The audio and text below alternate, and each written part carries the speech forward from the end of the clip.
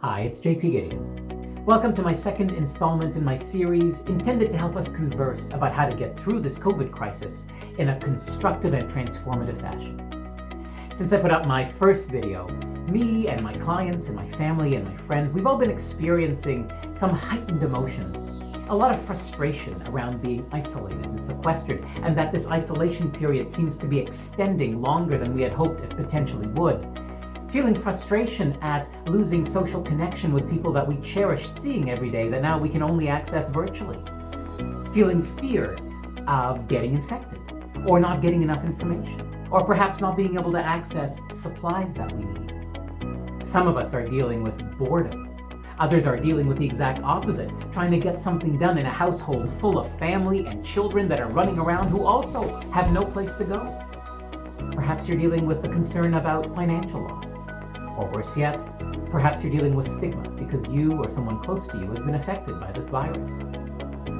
In my last video, I talked about fear and anxiety and how they crop up in our minds and some overarching strategies of how we can deal with them to help quell them so that we can move towards a transformative end. In the next few videos, what I'd like to do is discuss pragmatic things that we can do on a daily basis to move us from where we are today to where we might like to be. Now, since I put up my first video, my social media feed has exploded with instructions from people telling me what I need to be doing at this time.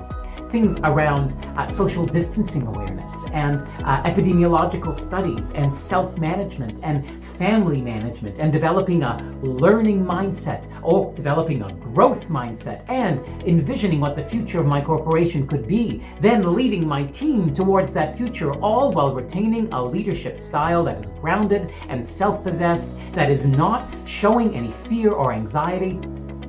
Well, that sounds like a pretty daunting list. If you weren't feeling stressed and anxious before I rhymed off that list, I'm sure that just pushed you over the edge.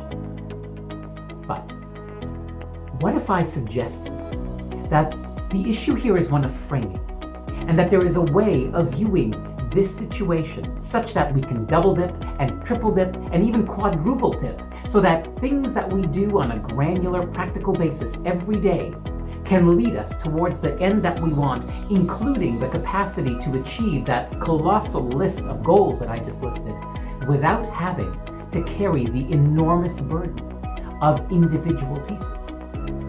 That's what we're going to talk about in the coming videos. So, let's get started.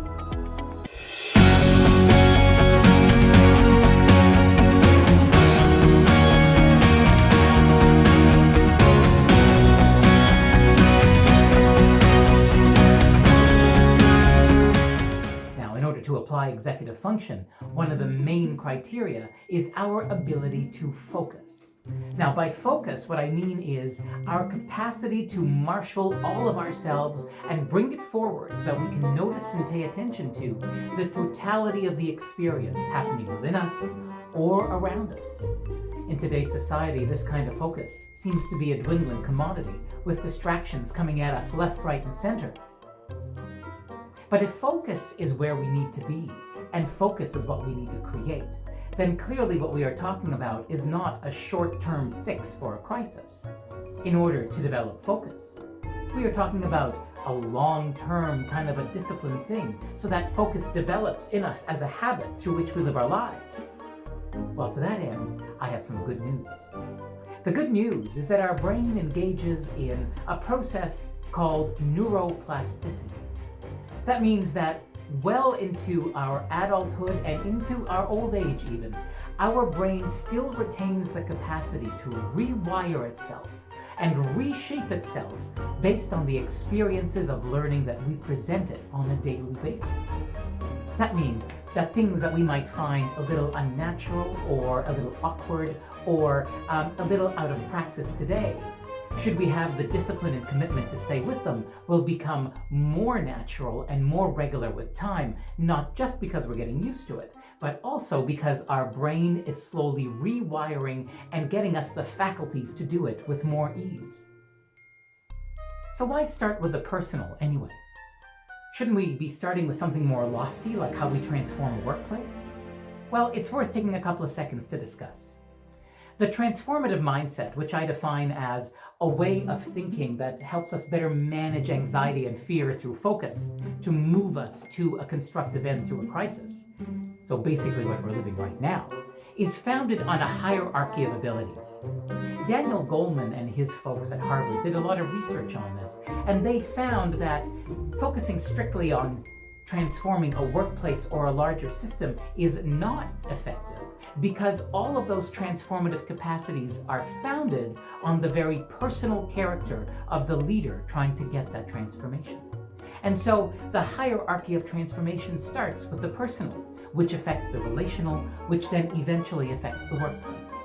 So the series of videos that follows are going to start with the personal, but thereafter we'll work on and enhance the concepts presented in former videos to eventually reach a place where the discussion of workplace transformation and systemic transformation becomes one that is salient and doable. A lot of the things I'm going to talk about today and in the coming videos, the actions themselves may not seem overly daunting. The challenge is not in the action. The challenge is in developing the discipline and commitment to repeat these actions over time with a very particular mindset. Now you might say, well, what about the short term? Don't I have any payoff like today? And the answer is, well, there is a little bit of a payoff. Let me introduce you to the 4 happy chemicals in the brain: serotonin, oxytocin, endorphins, and dopamine. Now these chemicals get released in our brains in response to particular experiences and cause us to feel goodwill and happiness and positivity. So that means that there are experiences that if we just pursued them would give us a short-term hit of happiness as we actually work towards our long-term goals.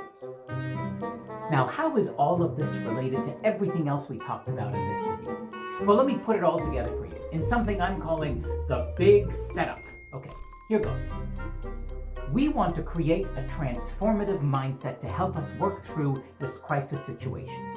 In that mindset, we want to do things that increase focus, that increase executive function, that increase our capacity for neuroplasticity, that increase our positive chemicals in our brain, and therefore altogether reduce our fear, our anxiety, and our stress, thereby making us feel more in control and more self-possessed. Now, each of the activities I'm going to suggest to you have been specifically chosen because each one of them fulfills all of the activities on that list that I just put up. Now, I know what you're thinking. JP, tell me, what is this list? What are these miraculous, life-changing things that I can do? Well, for that, you're going to have to tune into episode 3. I know, you're thinking, how can you do this to us? The world's already crazy. Well, maybe in these crazy times, it's not bad to have something positive to look forward to. In the meanwhile, stay safe and stay well. Bye-bye.